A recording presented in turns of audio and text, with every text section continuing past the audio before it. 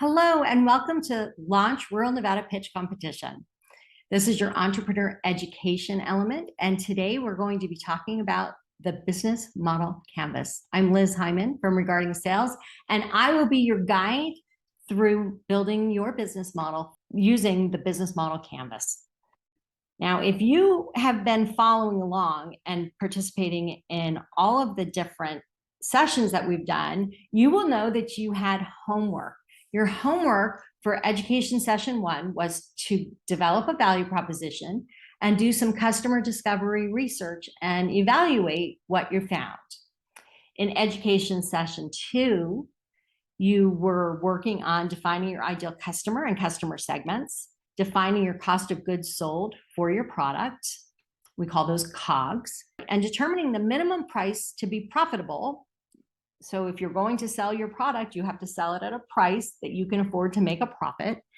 And the final one was to create a 1-year pro forma income statement. So to map out how the money is going to flow in and out of your company for the first year based on your best guess at this point. Now, if you have not participated in education session 1 or education session 2 and have not done the homework, I encourage you to stop now. Go back to those videos, watch those videos, and do that homework. It will make this segment of your studies and your work much easier, and you will actually be able to fill out the business model canvas. If you've not done the other work, it's going to be very difficult.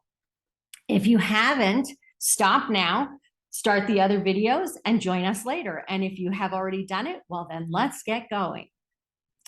We're going to talk about expanding your business model. So you've done all this research, found all this information. Now you have to turn it into something that isn't just a lot of ideas in your head. We're going to use a tool to do that called the business model canvas. And that is a tool to organize and document the critical elements of your business model. So you've already begun to identify some of those critical elements, but we don't have a tool where we can put them all together. And that's what the business model canvas is going to do for us. Now, if you would like to participate and fill out the form as we're working, you can go to strategizer.com, and there you can fill in a business model canvas online while we're working. You can also go to your email and send us a message at ruralnevadapitchday@gmail.com and ask us for the business model canvas template. We would be happy to share that with you. So once you have that business model canvas, you're going to need to understand what it means. This is what it looks like. It will have all of these different independent pieces, and they will include value proposition, customer channels, customer segments, revenue, key resources, key activities, key partners, and costs, all in this one little single page document. Isn't that amazing to have it all organized in one page? This business model canvas has 2 parts, really. One is the internal elements, which is the key resources you're going to need or have access to, the key activities that you're going to do, the key partners you'll be working with, and the costs. Those are the internal elements. The external elements that have to do with your customer and the market are value proposition, customer channels, customer segments, and revenue. We're going to focus on the external elements, but let's kind of go through all these really quickly. As we start, we're going to start by looking at the external elements, and then we're going to talk about the internal elements. So element number 1 is called value proposition. And that is going to go in this little section right here that's colored. The next is the part where we're going to talk about your customer, and that's section 2. The next part will be about the channels through which you communicate with your customer. Number 4 is going to be understanding or listing the customer segments you're focused on. And 5 is going to be about revenue streams. Then we're going to talk about the internal elements. And I'm going to go into a little bit more detail here because we're going to talk about the external in a much more depth. But when you start talking about the internal elements, key resources is number 6. It's the first thing that you're thinking about. What resources are available to me today, and what resources will I need in order to run this business? The next thing you're going to think about is key activities. What key activities must I do in order for this business to thrive? Number 8 will be your key partners. Who are you working with in order to make this business happen? Your partners can include an actual business partner. It can include investors. It can be people who you are contracting work out to, like people who do marketing and graphics. They may be your vendors. They may be another partner that you sell through. It could be any number of different kinds of relationships that are actually partnerships that support the development of your business. And number 9 is costs. And you'll remember that when we were talking about our pro forma, you went through an exercise and mapped out what you thought all of those costs were going to be, including your cost of good. So all of that can be identified here. And remember that as we're doing this, we just want to put bullet points of the information that we can back up with other documentation later if we want to. So why is this important? This seems like a lot of work probably as you're sitting here looking at it. Why is it important? Why do you need to do it? Well, one of the first and most important things is it's simple and it's structured. It makes it easy for you to understand. And it makes it easy for you to tell your story. It includes all of the critical pieces that are going to matter as you begin to ask for investors or invite people to work with you.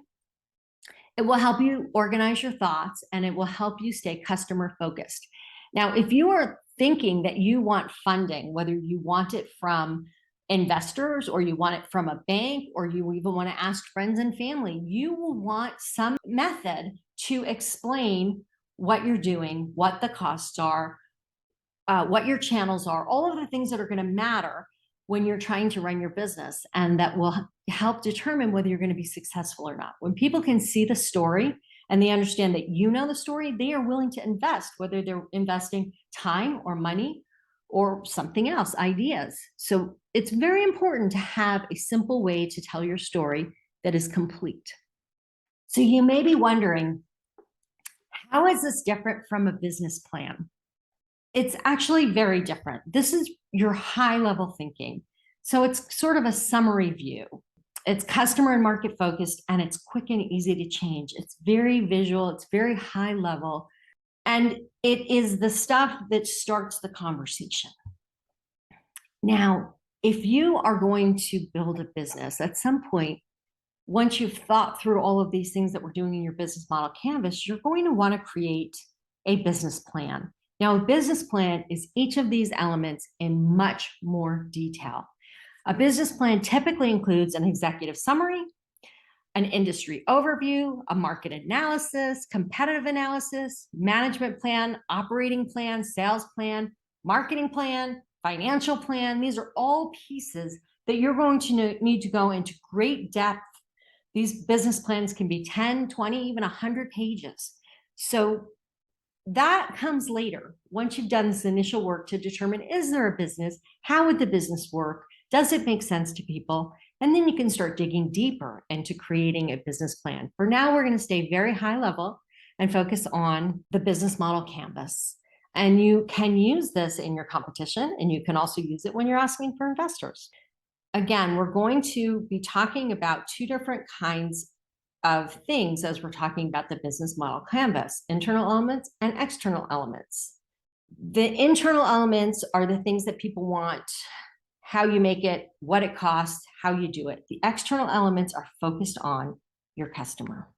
As we move forward in this exercise, we are going to focus on the external elements of your business model. We're going to talk about defining the value you create for your customers, identifying your customers, defining and quantifying your market, defining a profitable revenue model and cost structure. This is where we're going to put it. We're going to use the right-hand side of your business model canvas and fill that information out. So let's kind of dig into each of those things and what they mean. First, we're going to start with a value proposition. What problem are you solving and how do you do it better? So when I think about a value proposition, I like to put it in a little bit more detail. So what problem is my customer having, but how do they define it in their own words? And then how do I solve it, or how do you solve it? And why are you the best solution for your ideal customers? Since you've already thought about who your ideal customer is, you can answer that. So your value proposition is your customer's problem in their own words, your solution, and why it's the best for your ideal customer. Better gets us into a competition game that we don't want to get too deeply into. We really want to focus on how this solves the problem for my ideal customer.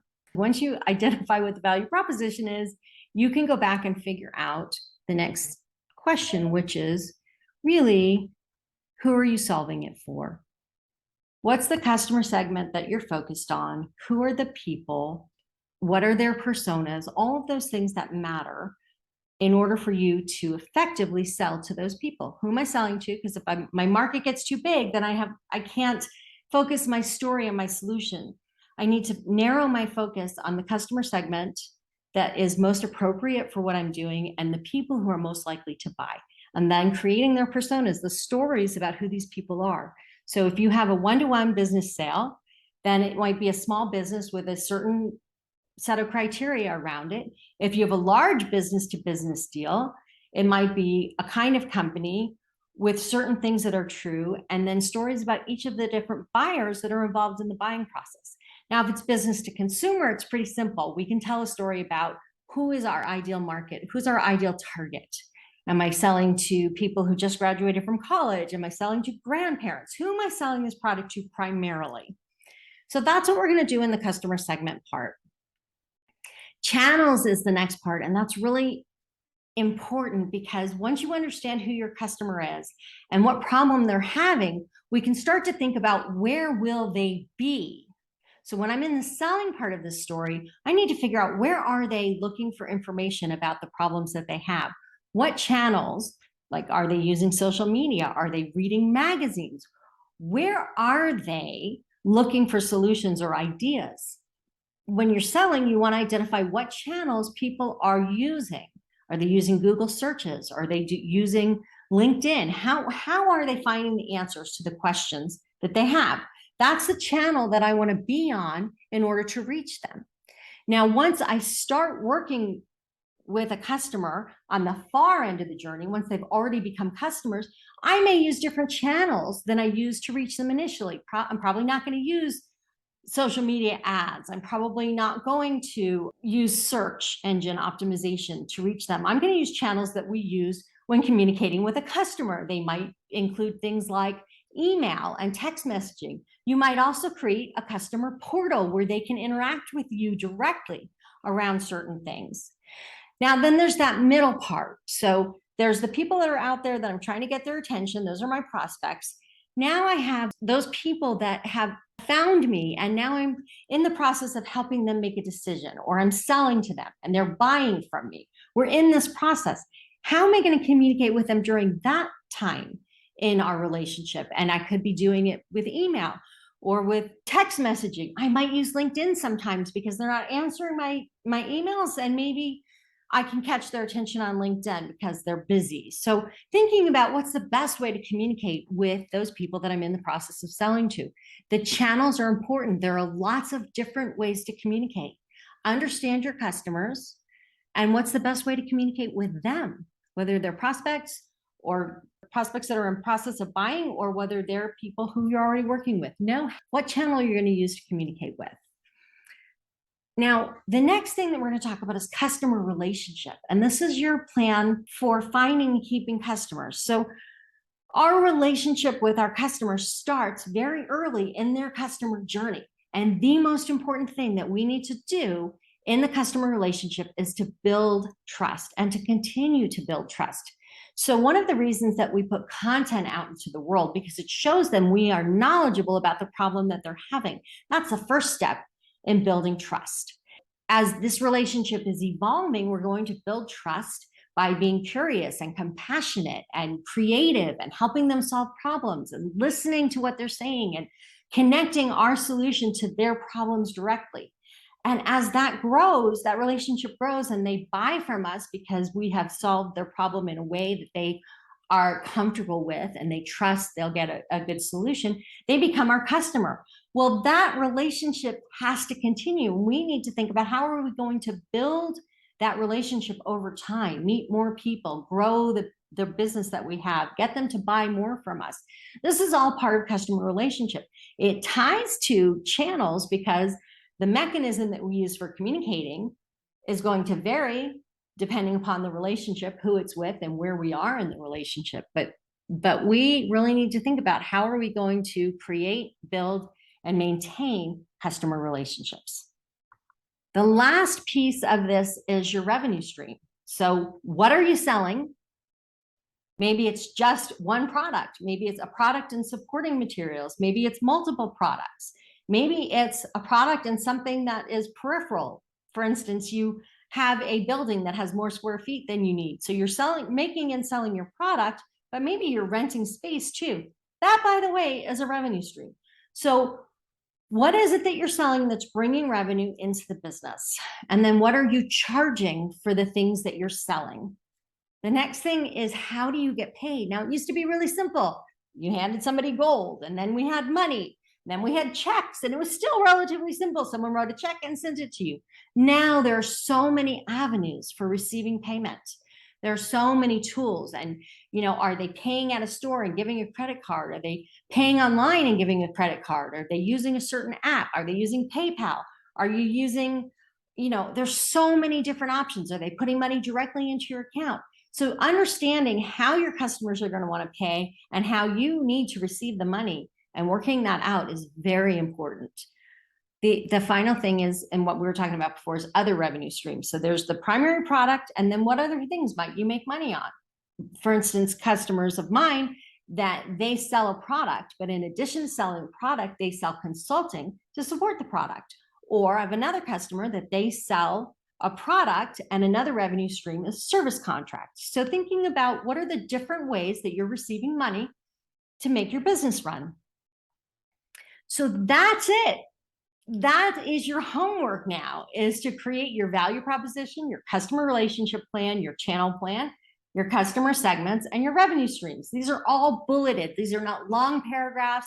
This is not long stories. We don't want to run onto multiple pages. We want to answer these questions within these little boxes in the template that you have. So your homework is to complete a draft of the customer-facing parts of the business model canvas. What if you need help? Well, I can help you with that. So there's two ways that you can get help. One is you can email us at ruralnevadapitchday@gmail.com, and you can ask us to send you copies of these slides or to link you to tools like the business model canvas, or we can answer questions. You can also ask us for a calendar, because on that calendar, you will find days that we are doing office hours. We would be more than happy to answer your questions during office hours. If you can't make the office hours, then schedule a time and we will answer your questions and help you do this. We want you to be successful. So thank you for participating in the Launch Rural Nevada Pitch Day. Good luck and have fun.